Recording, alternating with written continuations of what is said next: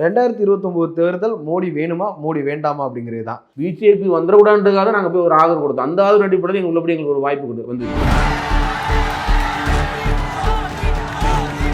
திமுக அளவிற்கு பாஜகவை எதிர்க்க மாட்டேங்கிறார். பிஜேபியை எதிர்க்காம இருக்காங்கன்னு சொல்லி உள்ளபடியே வந்து டிவிகே மக்களுக்கு கவலைப்படணும், தமிழக மக்கள் கவலைப்படணும். நாங்கள் கவலைப்படணும் அவசியம் இல்லை. ஏன்னா நாங்கள் வந்து டிவிகே கூட்டில் இருந்து நாங்கள் ஜெயிச்சு நாங்கள் வந்து ஆட்சிக்கு அமரல. திமுக இத்தனை எம்எல்ஏ ஜெயிச்சிருக்கு, அது விசிகா தான் காரணம். அப்போ எங்களுடைய பங்களிப்பு அங்கே உள்ளபடி நம்ம இருக்கு.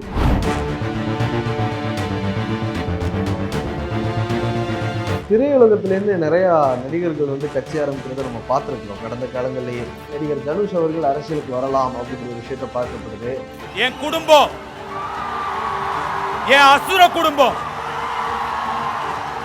பாரம்பரிய அரசியல் கட்சிகள் விசஸ் திரையுலகத்திலேருந்து வந்த அரசியல் கட்சிகள்னு மாறிடுமா? இப்போதான் அரசியல் வந்துருக்குறாங்க, அவங்களுக்கு அரசியல் என்னன்னே தெரியாது. இன்னமும் நம்ம மக்கள் சினிமா மோகத்தில் தான் இருக்கிறாங்க இல்லையா? கொள்கை சார்ந்தது யாருன்னா வெளியே வரல.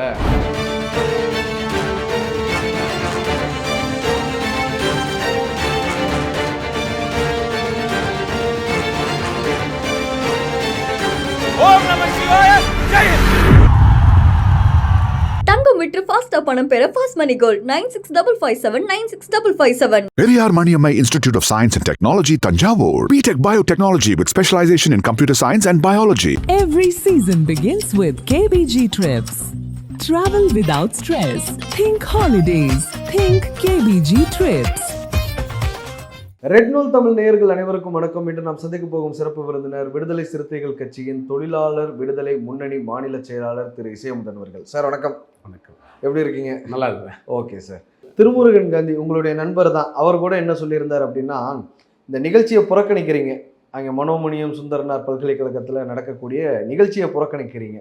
அது வந்து இன்வைட் பண்ணியிருக்கக்கூடிய எதிர்க்கட்சி எம்எல்ஏ கூட அதை புறக்கணிக்கலாம். ஆனால் நீங்கள் வந்து சொல்யூஷன் கொடுக்க வேண்டிய அரசாங்கத்தை நீங்கள் நடத்திக்கிட்டு இருக்கிறீங்க. இப்போ நாங்களும் புறக்கணிக்கிறோம், நாங்களும் அதில் உடன்படுறோம், எதிர்ப்பு தெரிவிக்கிறோம் அப்படின்னு சொல்லிட்டு நீங்களும் எதிர்க்கட்சி வரிசையில் உட்காந்துட்டு நீங்கள் ஒளிஞ்சிக்க பார்க்குறீங்கிற ஒரு விஷயத்தை இல்லை. அவர் அண்ணன் வந்து தமிழுக்காக போராடுற, உள்ளபடி ஈழத்தமிழுக்காக போராடுறாரு. ரெண்டாவது வந்து அவர் வந்து வேறொரு கட்சியில் வந்து தனியாக ஒரு அமைப்பு உருவாக்கி அந்த அமைப்பின் மூலம் பல ஹிந்தி எதிர்ப்புக்காக வந்து உள்ளபடியே வந்து போகிற ஒவ்வொரு பேருந்து நிலையங்களும் அவர் வந்து கருப்புமே வச்சு எதிர்ப்பு தெரிவிக்கிறார். உள்ளபடி அதை நம்ம வாழ்த்துறோம், நம்ம இல்லைன்னு சொல்லலை. ஆனால் என்னென்னா நமக்கு தெரியாது இல்லை. நமக்கு வந்து இதேமாதிரி பல்கலைக்கழகத்தில் வந்து பட்டமளிப்பெல்லாம் தெரியும், இந்த பாட்டு தான் பாட போகிறான்னு உள்ளபடி தெரியாது. இப்படி பாடுற மாதிரி இருந்தால் நம்ம எங்களுடைய மாணவர் 30 மாணவர் கழகம் இருக்குது, அங்கே போய் எதிர்ப்பு தெரிவிச்சிருப்பாங்க. எங்களுடைய கட்சி சார்ந்த தோழர்கள் அங்கே பிஹெச்டி பண்ணுறாங்க, அவங்க எதிர்ப்பு தெரிவிச்சிருக்காங்க. அது தெரிஞ்சு பண்ணிருப்பாங்க, நமக்கு தெரியல. முன்கூட்டியே தெரிஞ்சிருந்தா கண்டிப்பாக சொல்கிறாங்க. அப்படின்னா திராவிட இயக்க ஆர்வலர்களுக்கு ஒரு கன்சர்ன். அவங்க சொல்கிறது என்னென்னா, மக்கள் பிரச்சனைகள் முன்னிலைப்படுத்தப்படுவதில்லை அப்படிங்கிற ஒரு விஷயத்த சொல்கிறாங்க. இப்போ நீங்கள் பார்த்துருப்பீங்க, நீட் தொடர்பான சீட்டு கிட்டத்தட்ட 100க்கும் மேற்பட்ட சீட் வந்து இப்போ போயிடுச்சு, பறி கொடுத்துட்டோம் அப்படிங்கிற ஒரு விஷயத்த சொல்கிறாங்க. முன்னாள் முதலமைச்சர் ஸ்டாலின் அவர்கள் சொல்கிறாரு. அதே மாதிரி மனோமணியம் சுந்தரனார் பல்கலைக்கழகம்ல எடப்பாடி அவர்களுடைய ஆட்சியில் இந்த மாதிரி நடந்திருந்தால் மிகப்பெரிய பூதாகரமான விஷயமா பேசப்பட்டிருக்கும்.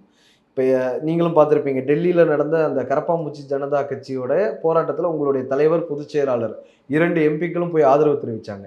இங்கே தமிழ்நாட்டிலையுமே அந்த குற்றச்சாட்டை இடதுசாரிகள் முன்வைக்கிறாங்க. இந்த மாதிரி போலீஸ் வந்து ரொம்ப ப்ரூட்டலாக நடந்துக்கிட்டாங்க, மாணவர் சங்கத்தில் இருக்கக்கூடியவங்களெலாம் கைது பண்ணியிருக்கிறாங்க, போராட்டம் பண்ணிடுவாங்களோன்னு கைது பண்ணிடுவாங்க அப்படின்னு. ஆனால் அந்த இடத்துல நீங்கள் வந்து அதை கண்டிக்கலை அப்படிங்கிற ஒரு விஷயத்த சொல்லுங்கள். அப்படி இல்லை. அது நான் ஏற்கனவே பல ஊடகங்கள் நான் சொல்லியிருக்கேன். ஏன்னா அப்போ வந்து நாடாளுமன்றம் நடந்துகிட்டு இருக்கு. எங்கள் தலைவர் அவர்கள் வந்து நேராக டெல்லிக்கு போனார். அங்கே இருக்கிற கற்பாம்பூச்சி அந்த ஒருங்கிணைப்பாளர் பார்த்து பேசினார். அங்கே இருக்கிற அடிப்பட்ட மக்களை போய் சந்தித்து ஆறுதல் சொன்னார். அந்த இடத்துல சில பேசியிருக்காரு. இன்றைக்கி கூட நீட்டுக்கு வந்து நாடாளுமன்றம் நீட்டுக்கு வந்து முற்றிலுமாக வந்து அதை வந்து ரத்து செய்யணும், நீங்கள் வந்து அது வேறு தாக்கல் மசோதா பண்ணக்கூடாது, அது முற்றிலுமாக அகற்றப்படணும் அப்படின்னு தலைவர் சொல்லியிருக்காரு. அதே போல் இங்கேயும் வந்தார். சென்னையில் வந்து சிபிஐ அலுவலகத்தில் போய் அந்த கமிஷன் அலுவலகத்தில் போய் வந்து அங்கே மாணவர்களுக்கு வந்து ஆதரவாக தான் நின்று பேசிட்டு வந்தார். யாரும் வந்து போகாமல் இல்லை. எங்கள் தலைவர் அந்த அலுவலகத்துக்கு கம்யூனிஸ்ட் கட்சி அலுவலகத்துக்கு போனார். அங்கே போய் நின்று பேசினார். அங்கே வந்து அந்த கைதை வந்து கண்டிச்சார். அவங்களுக்கு மாணவர்களுக்கு ஆதரவு கொடுத்தாரு. அதை கொடுத்துட்டு அழகாக வெளியே வந்தார்ல. நாங்கள் எதுவுமே நாங்கள் பின்வாங்கல, போகாமல் போனோமே, பேசணுமே, நாங்கள் கண்டிச்சோமே, நாங்கள் இது பண்ணோமே, நாங்கள் அறிக்கை விட்டோமே, நேரில் எங்கள் தலைவர் பேசினாரே. இதுக்கு மேலே நான் வந்து எங்கள் தலைவர் முதலமைச்சராக இருந்தால் கண்டிப்பாக ஒரு சட்டம் மீட்டுருவார். எங்கள் தலைவருக்கு அந்த வாய்ப்பு நீங்கள் தர மாட்டேங்கிறீங்களே, கொடுத்து பாருங்க. எங்களுக்கு வாய்ப்பு தான் வந்துச்சுன்னாங்களே, முதலமைச்சர் ஆவதற்கான வாய்ப்பு வந்தது. உங்களுடைய தலைவர் தான் அதை மறுத்துட்டாரு. என்னன்னா வந்து பேசும் பொருளாக தான் வந்தது ஒழிய நிஜமாக அது வந்து இப்போ நம்ம எப்படி ஒன்று ஒன்று பேசுகிறோம் அதேமாரி வந்து வரட்டும் வாங்க நான் உங்களெல்லாம் சேர்ந்து வந்து உங்களுக்கு நாங்கள் ஆதரவு பண்ணி வந்து முதல்ல சேர சொல்லுங்கள் தார்மீகமாக நாங்கள்லாம் வந்து காலம்லாம் நன்றி இடம் பட்டுக்கிறோம். இல்ல இந்த சைடு வந்து திமுகல இருந்து சில ஆதரவாளர்களும் அதை சொல்றாங்க. ஆமாங்க அப்படி ஒரு டாக் போனுச்சு ஆஃப் தி ரெக்கார்ட்ல சொல்றாங்க. அதிமுகல சி.வி. சண்முகம் அவர்கள் வெளிப்படையாவே சொன்னாரு, டிடிவி சொன்னாரு. ஆனா ஒரு தொகுதி சட்டமன்றத்துல அது ஒரு மிகப்பெரிய வாய்ப்பா இருக்கு. அது வந்து யாருமே வெளிப்படையா வந்து சொல்லலையே, எல்லாம் முடிஞ்சு போன தான் சொல்றாங்க. முடிவு காலம் தாழ்த்தி அந்த முடிவு எடுத்துட்டாங்க. அவர் மே 4 அந்த முடிவு எடுத்து சி.வி. சண்முகம் வந்து வெளிப்படையா வந்து இப்போ அன்னைக்கு சொன்ன பேர் வெளியில சொல்லிருக்க வேண்டியதானே. அவர் டிடிவி இப்ப சொன்ன பேர் அன்னைக்கு வெளியில சொல்லிருக்க வேண்டியதானே. திமுக தரப்பு சொல்ற மாதிரி அன்னைக்கு டக்குனு வெளியில சொல்லிருந்தேன். நாங்க சந்தோஷமா இருப்போமே, இதை விட எங்களுக்கு வேற என்ன சந்தோஷம். மே 4 5 அதுக்கான முன்னெடுப்புகள் எடுத்திருக்கணுங்கிறீங்களோ? அவங்க சொல்லியிருந்தா எனக்கு சந்தோஷம் தானே. யாருக்கு ஏன்னா எல்லாரும் வந்துட்டாங்க. என்ன ஒருத்தர் மட்டும் தான் வரல, ஒரு சமூகம் மட்டும் தான் வரல. அந்த சமூகத்துக்கு ஒரு வாய்ப்பு கொடுத்தா என்ன குறைஞ்சிட மாட்டாங்க யாருமே. இல்லை சார், இன்னொரு விஷயம் என்ன கேட்கப்படுது அப்படின்னா, நீங்களும் பார்த்துருப்பீங்க, பொதுவெளியில் இருக்கக்கூடிய விமர்சனம் தான் இவர் திமுக அளவிற்கு பாஜகவை எதிர்க்க மாட்டேங்கிறார் அப்படிங்கிற ஒரு விமர்சனம் இருக்கு. விசிகாவிற்கு அது தொடர்பாக என்ன நிலைப்பாடு? முதலமைச்சர் விஜய் அவர்கள் திமுக அளவிற்கு பாஜகவை எதிர்க்க மாட்டேங்கிறார், கடுமையாக விமர்சனம் பண்ண மாட்டேங்கிறார் அப்படிங்கிற ஒரு விமர்சனம் இருக்கு. நீங்க எப்படி பாக்குறீங்க? நாங்க ரொம்ப பிஜேபி வந்து ரொம்ப வலுவாக எதிர்க்கிறோம். நாங்க பிஜேபி பயங்கரமா சங்கின்னு உள்ளபடி தோல் உரிக்கல. இல்ல இப்ப திருமாவளவன் அவர்கள் பிஜேபியோட அணி சேருவாருன்னு நான் 1% கூட நம்ப மாட்டேன். இல்ல ஏன்னா சனாதனம்ங்கிற வார்த்தையை தமிழ்நாட்டு மக்களுக்கு இப்ப இருக்கக்கூடிய ஜெனரேஷனுக்கு அறிமுகப்படுத்தினவர். ஆனா நீங்க அங்கம் வகிக்கிற அரசாங்கம் என்ன நிலைப்பாடு இருக்கு? அது வந்து டிவிக்கே தான் கவலைப்படணும். நான் இன்னும் அதான் சொல்றேன். ஏன்னா நாங்க வந்து பிஜேபி எதிர்க்கிறோம், நாங்க வந்து தமிழ்நாட்டில் எதிர்க்கிறோம், டெல்லியிலும் போய் எதிர்க்கிறோம். இல்லை வேற உலக நாட்டில் போய் எங்கள் தலைவர் வந்து ஏதோ கருத்தரங்கு போனால் கூட அங்கேயும் எங்கள் தலைவர் எதிர்ப்பு தெரிவிக்கிறார். ஆனால் பிஜேபியா எதிர்க்காமல் இருக்காங்கன்னு சொல்லி உள்ளபடியே வந்து டிவிக்கே மக்களுக்கு கவலைப்படணும், தமிழக மக்கள் தான் கவலைப்படணும். நாங்கள் கவலை பண்ண அவசியம் இல்லை. ஏன்னா நாங்கள் வந்து டிவிக்கே கூட்டில் இருந்து நாங்கள் ஜெயிச்சு நாங்கள் வந்து ஆட்சிக்கு அமரல. பிஜேபி வந்துடக்கூடாதுன்றதுக்காக நாங்கள் போய் ஒரு ஆதரவு கொடுத்தோம். அந்த ஆதரவு அடிப்படையில் எங்கள் உள்ளபடி எங்களுக்கு ஒரு வாய்ப்பு வந்தது. அதனால் வந்து அது தமிழக மக்களும் உணரணும். நாங்களே உணர்ந்து என்ன பண்ண போகிறோம்? நாங்கள் ரொம்ப வலுவாக தான் நாங்கள் இருக்கிறோம். திருமாவளவன் அவர்கள் 2001 சட்டமன்ற உறுப்பினர் ஆகிறார். இப்போ இருக்கக்கூடிய திட்டக்குடி தொகுதின்னு நினைக்கிறேன், அப்போ மங்களூர் தொகுதியாக இருந்தது. அதில் வெற்றி பெறுகிறார். ஒரு 2.5 வருஷத்தில் அதை ராஜினாமா பண்ணுறார், திமுகவோட ஏற்பட்ட கொள்கை முரண்பாடு காரணமாக. அதே போல் 2006 எலெக்ஷனில் நீங்கள் 2 தொகுதி ஜெயிக்கிறீங்க. அதன் பிறகு உள்ளாட்சி தேர்தலில் இடஒதுக்கீடு வந்து கரெக்டாக நடக்கலை, சீட்டு பங்கீடு வந்து கரெக்டாக நடக்கலைன்னு சொல்லிட்டு அதிமுகவோட கூட்டணியை முடிச்சுட்டு வர்றீங்க. அதன் பிறகு 2016 மக்கள் நல கூட்டணி, கொள்கை சார்ந்து தான் கடந்த காலங்களில் எல்லா டைமுமே முடிவெடுத்திருக்கிறீங்க. 9 வருஷம் திமுக கூட்டணியில் இருந்திருக்கிறீங்க. இப்போ நீங்கள் 2029 எலெக்ஷன், இப்போ நீங்கள் 2029 எலெக்ஷன் யார் தலைமையில் நீங்கள் ஃபேஸ் பண்ண போகிறீங்க? நாங்கள் வந்து திமுகவோட வந்து எதனால் நாங்கள் முரண்பட்டு எங்கள் தலைவர் ராஜினாமா பண்ணார்னா, மதுரை பக்கம் வந்து உசிலம்பட்டியில் வந்து பாப்பாப்பட்டி, கீரிப்பட்டி, நாட்டாரமங்கலம் அந்த ஊர் இருக்குது. கிட்டத்தட்ட பார்த்தீங்கன்னா ஒரு தலித் வந்து போய் மனு தாக்கல் பண்ணுவார். ஆனால் அவர் பஞ்சாயத்து ஆஃபீஸுக்கு போக முடியாது. ஒரு மேலவளவு இன்னொருத்தர் வந்து பஞ்சாயத்து இருப்பார். அது வந்து தெரிஞ்சு அது திமுக அரசு இப்போ ஆட்சி நடந்துச்சு. நாங்கள் வந்து எங்களுக்கு வந்து அங்கே வந்து தேர்தல் நடத்திட்டு இருந்தோம். அதன் பிறகு எங்கள் தலைவர் எந்திரிச்சு நின்னாலும் பாப்பாப்பட்டி, கீரிப்பட்டி அப்படி பேர் சொல்லி சில அமைச்சர்லாம் சொல்லுறதுலாம் உண்டு. அதிமுக அமைச்சர்களா? திமுக அமைச்சர்கள் இல்லை, 2001 அதிமுக இல்லை அந்த திமுக அரசு நாங்கள் ராஜ்யமா பட்டி வெளியே இருந்தால் எங்கள் தலைவர் அப்போ அது முரண்பாடு. இந்த முரண்பாடு திமுகவுக்கு எங்களுக்கு இதனால் எங்கள் தலைவர் வந்து அது வச்சுட்டு வந்தாலும் இதுதான் முரண்பாடு. 2 முரண்பாடு. ஒன்று வந்து பிஜேபி நாங்கள் அந்த டைமில் கூட்டணி வச்ச முரண்பாடு ஒன்று. 2வது வந்து பாப்பாப்பட்டி, கீரிப்பட்டி, நாட்டாரமங்கலத்தை தேர்தல் நடத்த முடியல. அதனால் தேர்தல் வந்து நடத்துங்கன்னு சொல்லி மைக் ஏறினாங்க, மைக் ஆஃப் பண்ணி பாப்பாப்பட்டி, கீரிப்பட்டி உட்காருன்னு சொல்லுவாங்க. இப்போத்தாலும் பாப்பாப்பட்டி, கீரிப்பட்டி உட்காரு அப்படி விமர்சனம் பண்ணாங்க. ஏன்னா அந்த இடத்துல வந்து அந்த மக்களுக்கான அதிகாரத்தை வந்து பெற்றுக்கிறதுக்காக எங்கள் தலைவர் வந்து அந்த இடத்துல வந்து ராஜினாமா பண்ணார். 1. 2வது வந்து ஏன் நாங்கள் அதிமுகன்னு புரிஞ்சிருந்தோம்னா, நாங்கள் வந்து 2 எம்எல்ஏ வச்சுருந்தோம். ஆனால் உள்ளாட்சி தேர்தலில் வந்து எங்களுக்கு வந்து 2 எம்எல்ஏ வந்து 2% கூட எங்களுக்கு வந்து இடஒதுக்கீடு தரணும். அப்போ வந்து எங்களுக்கு வந்து 1% கூட உங்களுக்கு கொடுக்கல. அப்போ ஏதோ ஒரு இடத்துல நீங்கள் நில்லுங்க அப்படின்னு சொல்லிட்டாங்க. அப்போ அந்த இடத்துல வந்து நாங்கள் இருக்க முடியாத அவசியம் இல்லை. அப்போ இருந்தோம். ஆனால் இருந்தாலும் என்ன பண்ணோம், சரி 2 விலைக்கு மறுபடியும் வந்து நாங்கள் வந்து திமுக ஒரு ஆதரவு கொடுத்தோம். அதன் அடிப்படையில் உள்ளபடியே நாங்கள் வந்து ஆதரவு கொடுத்தோம். மற்றபடி எங்களுக்கு அவங்களுக்கு எந்த கருத்து முரண்பாடு, அந்த முரண்பாடு கொள்கை சார்ந்து தான் ஒழிய தனிநபராக எங்கள் தலைவர்கள் எந்த முடிவும் எடுக்கல. அதே போல் வந்து 2029 வந்து அது தலைவர் தான் முடிவு எடுக்கும். ஏன்னா அப்படி பங்கு எடுத்தால் அது மகிழ்ச்சி தான். இல்லை வந்து எந்த முடிவு எடுத்தாலும் தலைவருடைய முடிவு தான் இறுதியான முடிவு. அது எந்த முடிவாக இருந்தாலும் இறுதி முடிவாக தான். அதுதான் நான் எங்களுடைய உண்மையாக இருக்குங்கிறத பார்வை. இன்னொரு விஷயம் என்ன நடக்குது அப்படின்னா, விசிகா வந்து இதை பார்த்துட்டு எப்படி அமைதியாக இருக்கிறீங்க அப்படிங்கிற ஒரு கேள்வியை வந்து சமூக ஆர்வலர்கள், தலித் ஆக்டிவிஸ்ட் நிறைய பேர் ஒரு கேள்வி எழுப்புறாங்க. என்னன்னா, 5 வாரங்களில் 4 கஸ்டோடியல் டெத் நடக்குது அப்படிங்கிற ஒரு செய்தி வருது. நியூஸ் மினிட்ல ஒரு ஆர்டிக்கல் வருது. அது போல ஹானர் கில்லிங்கும் கிட்டத்தட்ட நிறைய நடந்துருச்சு அப்படிங்கிற ஒரு விஷயத்த உங்க கட்சியோட முதன்மை செயலாளரே முன்வைக்கிறார். பாஷா கமிஷன்ல கூட நீங்கள்லாம் போய் கட்சியில சார்ந்த முன்னணி தலைவர்கள்லாம் பார்த்துட்டு வந்திருக்கிறீங்க. இது வந்து ஆட்சியாளருடைய மனநிலையை அப்படி திருத்த முடியாது. ஏன்னா இது வந்து மக்களுடைய மனநிலையை தான் பார்க்க முடியும். இது மக்கள் வந்து சாதியத்தை வந்து ரொம்ப அந்த இடத்துல வேரூண்டு இருக்கிறாங்க. அதனால தான் இன்னும் வந்து ஆணவ கொலை தடுக்க முடியல. அப்போ கிராமம் முழுக்க அரசு வந்து ஏதாவது வந்து ஒரு ஆவணப்படமோ இல்லைனா வந்து ஆவண கொலைகள் பற்றி ஏதாவது ஒரு காட்சியோ அது வந்து கொண்டுட்டு போகணும். இல்லைனா வந்து ஒரு தமிழக அரசு பாடநூலில் வந்து ஆவண கொலை சம்மந்தமாக அது ஒரு பாடத்திட்டத்தை கொண்டுட்டு வரணும். அப்போ தான் வந்து விழிப்புணர்வு ஏற்படும். அப்போ படிக்கும் போதே அந்த சப்ஜெக்டாக கொண்டுட்டு வந்தால் தான் ஒழிய அந்த சாதியத்தை ஓரளவு தடுக்க முடிய இல்லைன்னா அது சுத்தமாக முடியாது. அதில் கொடுக்குறாங்க லைஃப் ஸ்கில்ஸ், சாஃப்ட் ஸ்கில்ஸ் எல்லாரும் தானே கொடுக்குறாங்க. 9th 10th 11th 12th பசங்களுக்கு கொடுக்குறாங்க. அது எல்லாமே அவன் 3வது நாளாக படிக்கும்போதே அவன் என்ன கம்யூனிட்டி தெரிஞ்சில பாறான். ஸ்கூலில் போகும்போது என்ன 4th 5th தெரிஞ்சிருது என்ன கம்யூனிட்டி அப்படின்னு தெரிஞ்சிருதில்ல. அப்போ அந்தளவு வந்து சாதியம் வந்து பெற்றோர்களே பிள்ளைக்கு ஊற வைக்கிறாங்க. பிள்ளைகளே இந்தளவு ரொம்ப தெளிவாக இருக்குல்ல, பள்ளிக்கூடத்திலே தெளிவாக இருக்குல்ல. அப்போ என்ன பண்ணணும்னா அரசு இன்னும் வந்து அது கவனம் செலுத்தணும். இன்னும் கிராமப்புற மக்களுக்கு வந்து ரொம்ப இன்னும் வந்து விழிப்புணர்வு ஏற்படுத்தணும் பார்வையாக இருக்க வழியா. மற்றபடி வந்து இது வந்து ஆவணக்கொலையை கூட எப்படி தடுக்கிறது வந்து ஒரு கமிட்டி அமைச்சு அது வந்து ஒரு குழு அமைச்சு அது வந்து வழிநடத்துறதுக்கு ஒரு இல்லை எதுக்காக இது சொல்லப்படுது அப்படின்னா, ஒரு மே 20ஆம் தேதி உங்கள் தலைவர், உங்கள் கட்சியோட முன்னணி தலைவர், துணை பொதுச் செயலாளர் வன்னியரசு 22ஆம் தேதின்னு நினைக்கிறேன் அவர் பதவி ஏற்றுக்கிறேன். 22 அல்லது 24ன்னு நினைக்கிறேன். பதவி ஏற்றதோட தொடர்ந்து 8 அமைச்சர்கள் வந்து ஒடுக்கப்பட்ட சமுதாயத்திலேருந்து வந்தாங்க. அது எல்லாமே ரொம்ப பெரிய விஷயமா, பாராட்டத்தக்க விஷயமா பார்த்தாங்க. எல்லாருமே அதை பாராட்டினாங்க. இது வரைக்கும் திராவிட அரசியலில் இருந்தவங்க கூட அதை பண்ணாதப்ப இவர் முதலமைச்சராக இருக்கக்கூடிய விஜய் அவர்கள் பண்ணுறாரு அப்படின்னு. இப்போ எல்லாரும் என்ன சொன்னாங்க தாவேகா தரப்புலன்னா, எளிய மக்கள்கிட்ட அதிகாரத்தை கொண்டு போய் சேர்த்தாலே அவங்களுக்கு எதிராக நடக்கக்கூடிய கொடுமைகள் தடுத்து நிறுத்தப்படும் அப்படிங்கிற ஒரு நரேஷனை சொன்னாங்க. ஆனால் அப்படி நடக்கலையோ, யதார்த்தம் வேறையா இருக்கும். இல்லை அதுக்கு தலைவர் ரொம்ப தெளிவாக சொல்லியிருக்காரு. 6 அமைச்சர்கள் தான் வந்து டிவி 6 தான். 2 வந்து அவர் கிளைம் பண்ண முடியாது. அவர் கிளைம் பண்ணா எங்கள் அமைச்சர் வந்து எங்கள் கொள்கை சார்ந்து அவர் செயல்படுறார். அதனால தான் ஆவண கொலைகளை பற்றி முதல் பேசுகிறார். கூட்டத்தொடர் தீண்டாமலே வந்து சுவர் பற்றி அவர் போய் பேசுகிறார். நிறைய இடத்துல போய் வந்து கலந்துக்கிறார், நிறைய இடத்துல ஆய்வு செய்கிறார். அப்போ நாங்கள் அதில் அந்த சரியாக இருக்கணும். அப்போ வந்து காங்கிரஸில் சரியாக இருக்கு வந்து காங்கிரஸை தீர்மானம் பண்ணணும். அப்போ டிவிக்கு இருக்கக்கூடிய தலித் அமைச்சர்கள் வந்து சரியாக இருக்கிறாங்களா வந்து உள்ளபடி அது வந்து டிவிக்கு தான் முடிவு பண்ணணும். ஒரு சாதி முடிவு பண்ணிட முடியாதுல்ல, அந்த கட்சி தான் முடிவு பண்ணணும். திமுக அரசாங்கம் வந்து ஏகப்பட்ட நலத்திட்டங்களை பண்ணியிருக்கிறாங்க. நான் முதல்வன், தமிழ் புதல்வன், நிறைய விஷயங்களை, புதுமை பெண், இந்த மாதிரி பல விஷயங்களை பண்ணியிருக்கிறாங்க. ஆதரவற்ற குழந்தைகள், பெற்றோர் இல்லாத குழந்தைகளுக்கு அன்பு கரங்கள்னு ஒரு திட்டத்தை கொண்டு வந்தாங்க. நிறைய விஷயங்கள் கொண்டு வந்தாங்க. கலைஞர் மகளிர் உரிமை தொகை, விடியல் பயணம், இந்த மாதிரி. அதை மீறி அவங்க தோத்ததுக்கான காரணமாக என்னன்னு நான் பார்க்குறேன் அப்படின்னா, தலித்துகளுக்கு மீதான நடந்த வன்கொடுமைகளுக்கு அவங்க பெரிய அளவில் செவிசாய்க்கல் அப்படிங்கிற ஒரு குற்றச்சாட்டு வந்து பொது வெளியிலே இருந்தது.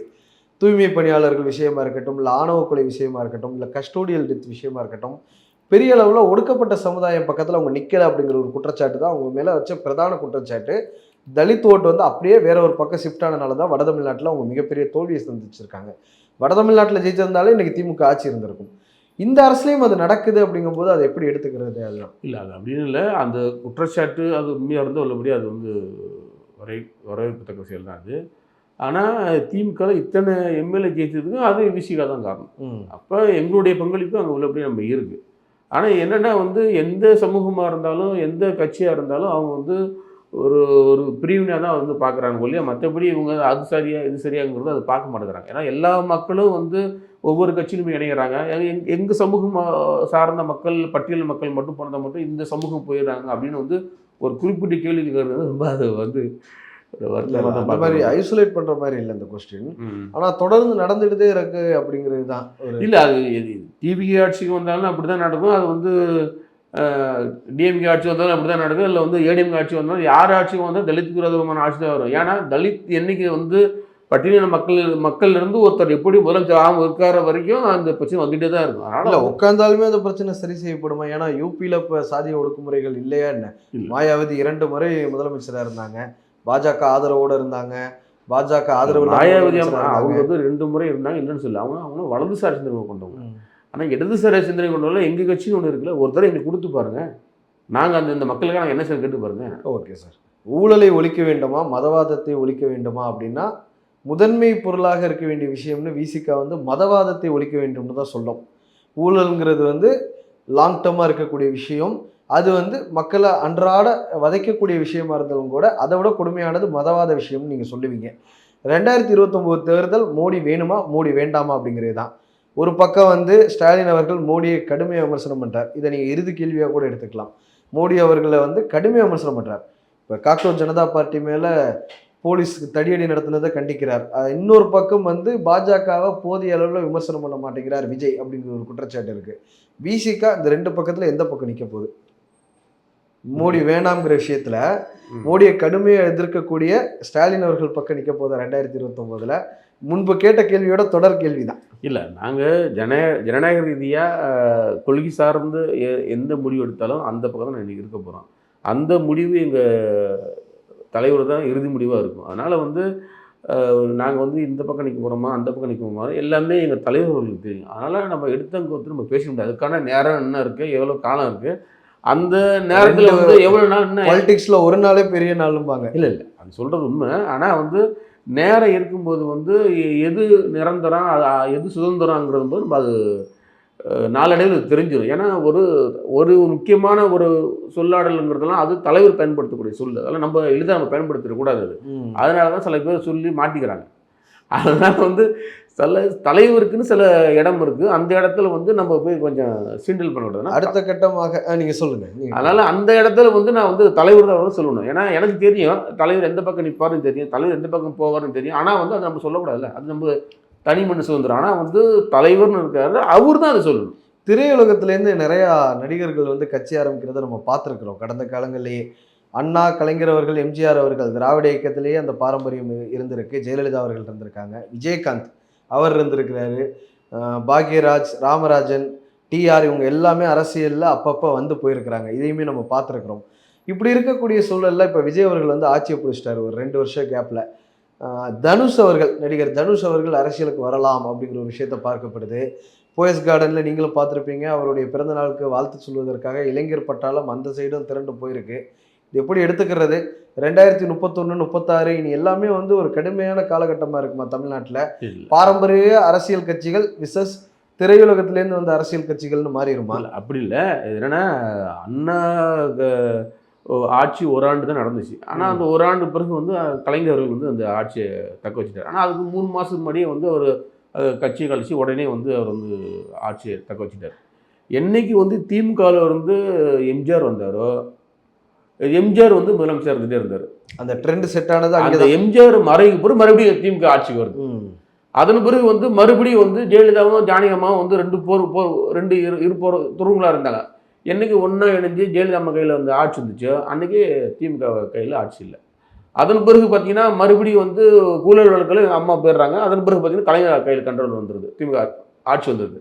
அதன் பிறகு பார்த்தீங்கன்னா ஜெயலலிதா லாங் டைமாக வந்து வர்றாங்க, 10 வருஷம் வர்றாங்க. அதன் பிறகு பார்த்தீங்கன்னா தளபதி அவர்கள் வந்தார். அதன் பிறகு பார்த்தீங்கன்னா மறுபடியும் வந்து அண்ணன் விஜய் கையில் போயிடுச்சு. அப்போ இதில் என்ன தெரியுதுன்னா, இன்னமும் நம்ம மக்கள் சினிமா மோகத்தில் தான் இருக்கிறாங்க இல்லைய, கொள்கை சார்ந்து இதுவரை யாருன்னா வெளியே வரல. சினிமா மோகத்தில் தான் அந்த கட்சி நடக்குது, ஆட்சி நடக்குது. அதனால இன்னும் மக்கள் நிறைய புத்தகங்களை படிக்கணும். விசிகா வந்து இந்த விமர்சனத்தை தொடர்ந்து வைக்கிறீங்க.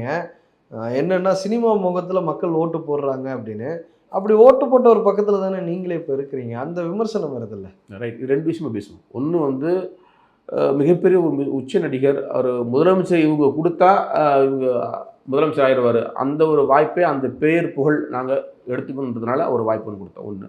2வது வந்து மதவாதிகள் சாதிவாதிகள் உள்ளபடி வந்துடக்கூடாதுன்றதுக்காக உள்ளபடி அந்த வாய்ப்பு கொடுத்தோம். இந்த 2 புகழ் நாங்கள் எடுத்துக்கிட்டோம். அப்போ அதுக்கு வந்து நாங்கள் வந்து பங்கு வச்சிருக்கூடாது. அந்த தார்மீக அடிப்படையில் நாங்கள் வந்து ஆதரவு கொடுத்த முடியும். மற்றபடி எங்களுக்கு எந்த இதுவுமே கிடையாது.